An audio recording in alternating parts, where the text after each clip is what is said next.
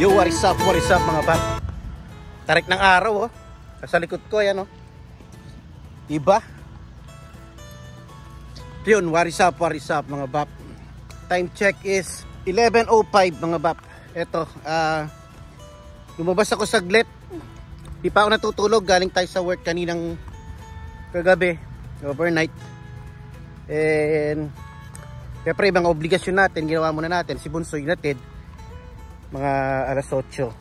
Tapos si manager mid siya ngayon, pumasok siya ng 11. So hinintay ko ng 11, hinatid ko muna siya. 10:30 umalis kami. So nakabalik ako dyan. And ayun, kumain muna ako. Kaya ito, busog na busog. Ang siste, alas 11 na, di pa tayo pwedeng humiga para matulog mga bap. Kaya para mapadali yung tunaw ng ating kinain, ayan, nag-decide daw ako na maglakad-lakad muna dito sa may park. Buti na lang, kaharapan lang natin yung park, no? Maganda yung pwesto ng apartment natin. Anytime gusto mo maglakad, labas ka lang ng bahay, lakad-lakad ka na.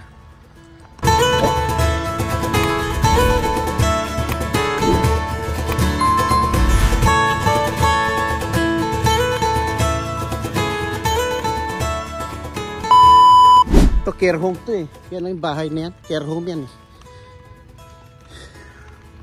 Parang Pilipino pa nga yata yung ano yan, yung nagbabantay dyan para ma-stay in sila. Ganda ng araw mga bap oh. Tirik oh. Mas maganda sana kung di ka puyat ano. Mas masarap maglakad kung hindi ka puyat. Yung kotse naka personalized plate. Yung sa akin hindi pa dumating yung personalized plate ko. Tagal. Ayun oh. Barracuda, Baroxos. Baroxos yung ano niya, personalized plate niya. Ayos din eh. Nag-umpisa ako ng third shift siguro mga 5 months na ngayon. Since January eh. January lumipat ako ng third shift. Kasi dati ko schedule 4 to 12. Okay lang yung 4 to 12. Dito tayo, ang linis ng ano ngayon. Kahit tayo lang muna tayo. Ayos yung Harley pa, mga baps oh. Harley Davidson, may sound system. Lakas. Lakas ha. Grabe. Yun, nagsisilabasan na yung mga nakamotor mga baps. Pag ganito na ang panahon eh, mainit-init na no. So nagbura nga pala ako ng ano natin, mga videos natin dito sa phone na to. Phone yung gamit ko ngayon mga baps. Wala man tayong balak mag-vlog eh. Yun, balak lang talaga natin maglakad-lakad. As yun nga kanina, biglang huminto yung di na tayo nagre-record. Kasi puno na pala yung memory ng ating phone. Magmula nung Mother's Day, pumunta tayo doon sa park. Wala, hindi na ako nakapagbura. Sarap mag-relax dito mga baps, ano? Yan, no?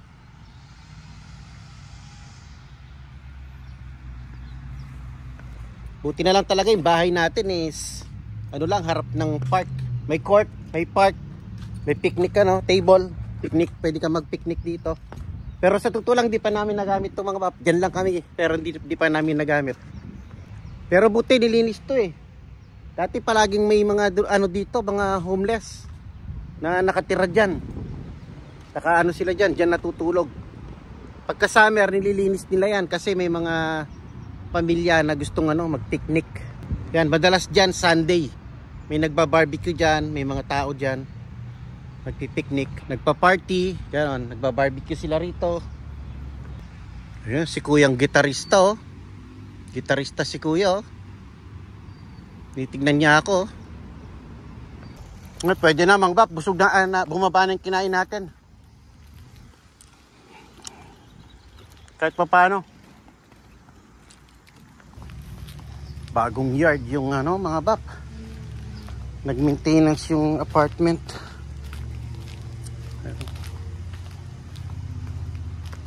Iyon what is up? Time check 7:54, mag-i-8 na ng gabi mga bap. Pero napakaliwanag pa. Ayan, nandito tayo sa work ni manager. Sinusundo na natin. Kasi hindi rin ako makabalik sa tulog kanina. pagsundo kay Bunso. So alas 3, mga 4 o'clock nakauwi kami. And then di na ako makabalik sa tulog hanggang 8 o'clock. Ayan, 7:55 na mga paps. Hirap ng no? Hirap talaga ng panggabi. Tapos pag nagising ka na, wala na. Hirap nang ibalik yung tulog. So yun, kahit di pa nag-text si manager, sinundo ko na. Para makabalik ng maaga. At least baka sakaling makatulog pa ako ng mamaya pag nasa bahay na sa lahat mga sinusundo ko. Para diretso na, wala nang disturbo. So ayun, nilapitan ako nung general manager ni manager. Nakita ako dito. Nagba-vlog pa naman tayo. So ayun, saan ba tayo? Ayan, ang hirap ng panggabi rin siguro. Tapos pagka nandun ka sa work, doon ka tatamaan ng antok mga paps. Yun ang mahirap. Hirap talaga ng panggabi. Pero ang tulog ko kanina siguro mga 11 or 12 kaninang tanghali. 12, 1, 2, 3. 3 oras. Yun, kakarga na kaya yun sa magdamag na naman. Sana maka 2 oras pa ako mamaya pag uwi namin ni manager. Mga 9:30, 10:30, 11:30. Yun, pwede pa akong matulog ng 2 oras. Good thing malapit lang yung work ko eh. Pwede kong takboy ng 10 to 12 minutes. Kaya kahit 11:30 ako bumangon ng gabi, bilis lang naman ako maligo. Tapos bilisan lang mga ba, 5 minutes tapos na. Ayun, yeah, ganun lang ang buhay night shift. Mahirap talaga. Siguro bibili ako ng tsaka yung kape, parang di na tumatalab sa akin mga paps. Pag tinamaan ako ng antok, talagang naantok na ako. Iba rin kasi talaga yung kumpletong tulog, kahit maka 5 hours ka lang ng straight nang walang yung dire-diretso. Kasi kung ganyan na 3 hours tapos mamaya 2 hours, medyo okay na rin. Kaya lang iba yung diretso eh. Yung mga 5 to 6 hours na diretso, walang istorbo. So yung mga nag-work sa sa hospital ng 312s, okay ba yung 312s mga bab? Yung mga experience na sa 312s, ayos naman ba? Kaya ba? Doable? Or kasi sa akin night shift 5 days 5 days ang night shift ko. Kaya lang yun nga, ang pasok ko is 12 midnight pa. So nakaka-rest back pa ako ng tulog sa hapon or sa gabi, ganyan. Lalo na kung mid shift si manager, hanggang 5:30 lang siya. Mga 6 o'clock, 7:30 nakaka-rest back pa ako sa tulog. Pero pagka doon sa hospital, 6:30 to 6:30 ang laban. Ayun na pala si manager. Mamaya na lang mga paps. Gabi na naman. Yun, gabi na naman mga kapuyaters. Pasok na naman sa work. Let's go. Yun, grabe ng init mga bap. 7:35 pa lang mga baps. Ayan ang oras natin, 7:36. Grabeng init. Kaya kakalabas lang natin ng work mga baps. Nakasurvive na naman tayo ng another night. 2 nights more mga bap.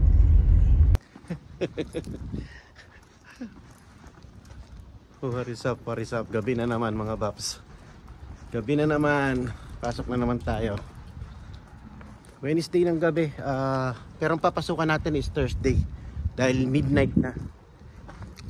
Ano ba? Midnight? 11:30 pala. 11:30 tayo ngayon eh. Yun, tama. 11:30 nga ako. Hirap talaga ng panggabi eh. Baka nagkamali ako sa oras eh. So 11:30 nga tayo kasi ang papasukan natin ngayon is Thursday night. Or Thursday ng madaling araw. Pero Wednesday pa lang kasi 11 pa lang. Nalilito talaga ako sa araw. Pag graveyard ka, pagka third shift pa yan, nakakalito yung araw. Anyways, pasensya na kayo mga bap. Putol-putol ang ating video, no? Kanina hindi na ako nakapag-video, nakapag-vlog. Kasi nagkaroon ako ng chance matulog ng mahaba. So nag-take advantage ako na makatulog ng mahaba dahil si manager closing, pumasok siya ng 1:30, nag out siya ng 10:30. Ngayon kakasundo ko lang, tapos ako naman papasok. So yeah, tapos si Bunso half day na lang sila ngayon kasi malapit na yung ano nila, bakasyon. So ayun, nagkaroon tayo ng chance na matulog ng maaga, ng mahaba. So hindi na ako nakapagpatuloy sa vlog natin, kung ano man yung binablog natin this past few days, ano.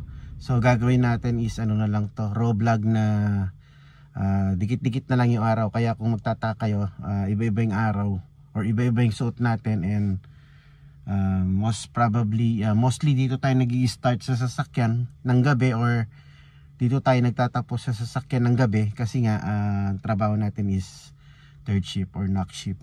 So anyways, pasok muna ako. Pakalo na natin pang 4 nights.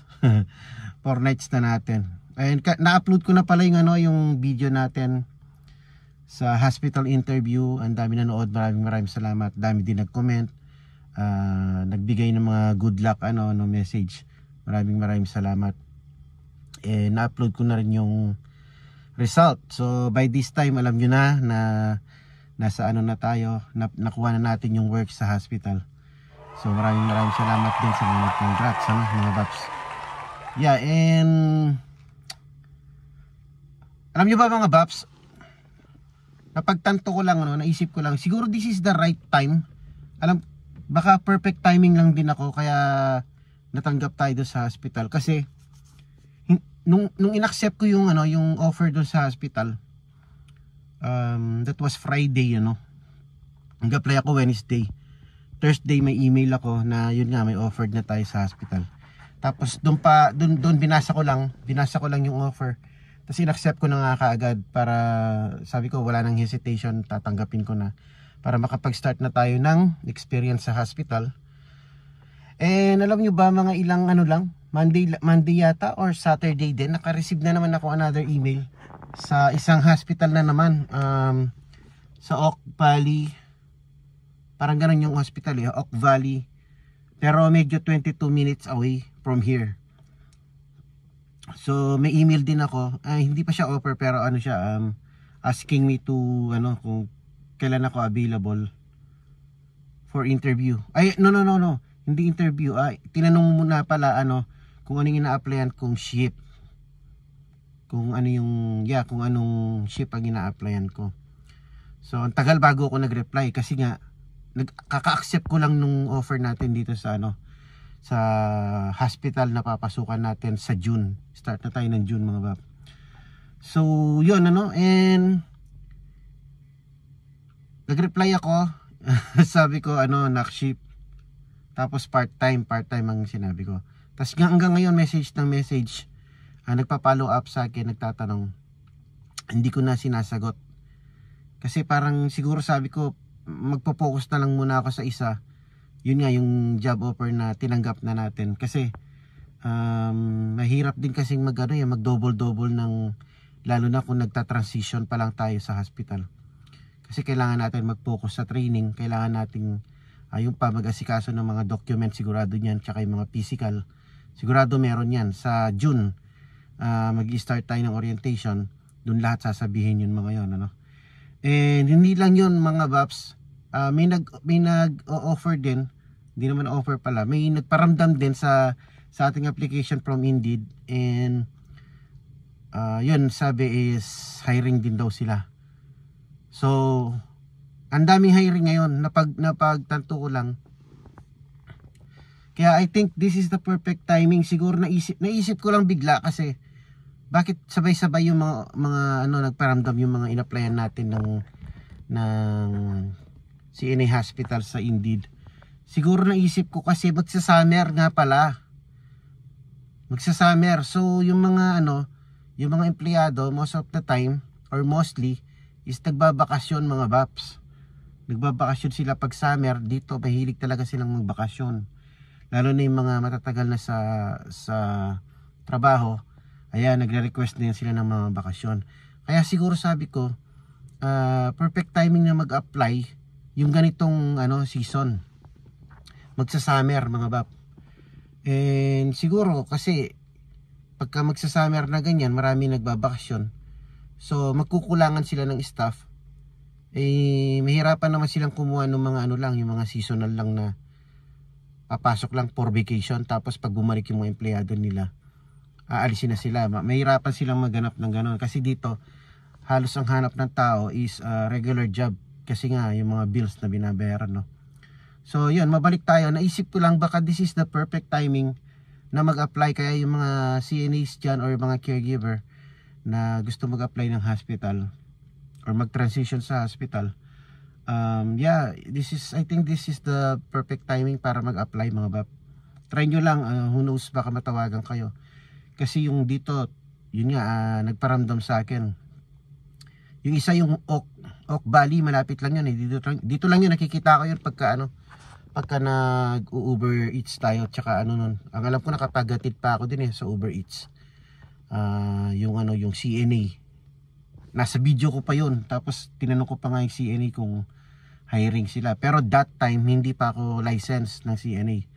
Parang nag-aaral pa lang yata ako nun. So yun, nag-email back sa akin sa aking application. Tapos meron pang isa yung Oak din yung tawag ng Oak Valley. Kasi yung dito, iba yun. Oak din, pero iba yung pangalan. Kasi sa Oak Valley, yun yung nag-i-email sa akin, nagtatanong kung anong ship ang gusto ko, ganyan.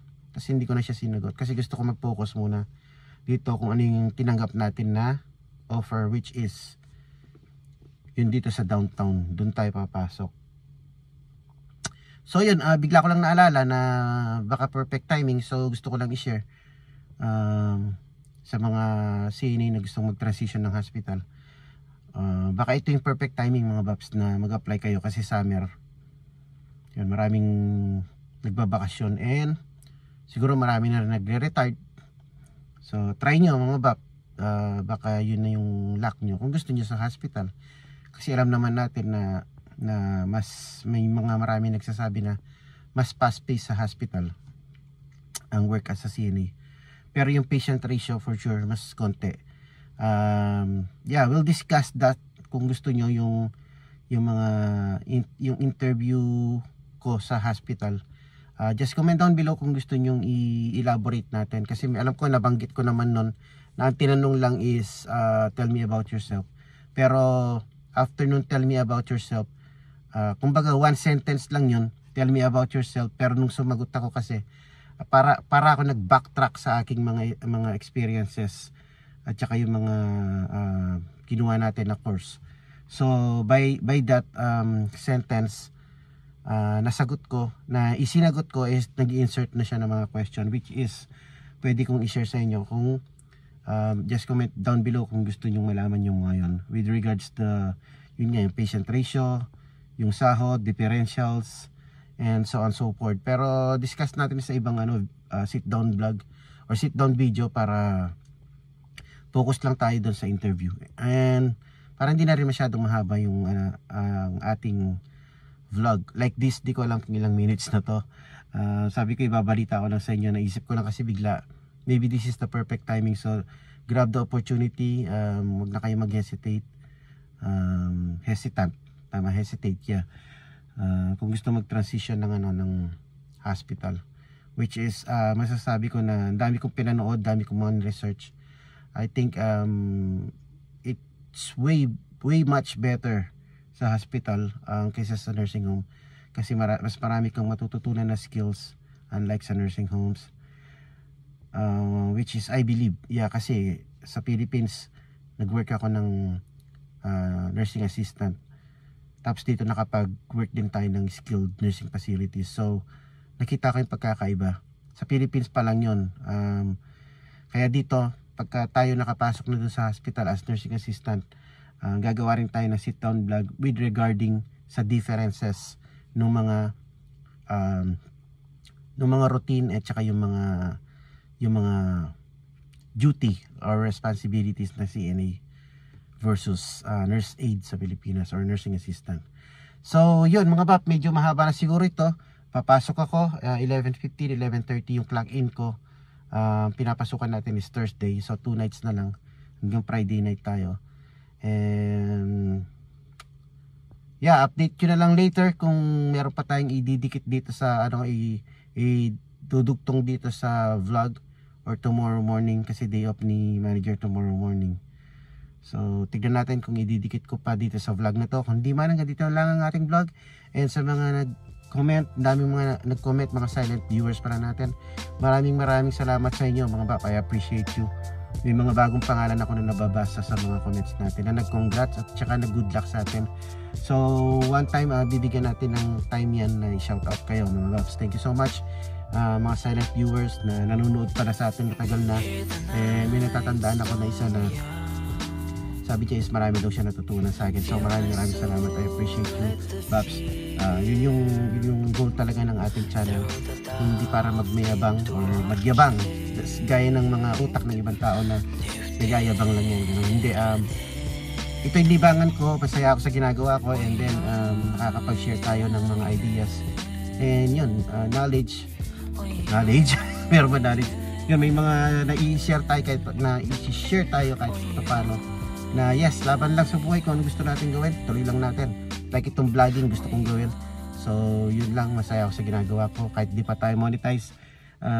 Tinipilit natin, yun ang goal din natin, isa pa sa goal natin pala na ma-monetize this year. And yeah, push lang ng push sa mga gusto natin mga bab, yun lang, push lang ng push. Sa sarili lang tayo magtitiwala, wala tayong ano, hindi natin pinapansin yung ibang tao kung ano gusto nilang gawin sa buhay nila, hindi naman natin sila pinapakilaman. So yung gusto natin gawin sa buhay natin, doon lang tayo mag-focus. Alright, focus lang to your goals, and God bless. Hanggang dito lang muna siguro. Kung may didikit pa tayo sa vlog, tignan natin, okay? Kung hindi man, baka another vlog naman. Alright, thank you very much and peace.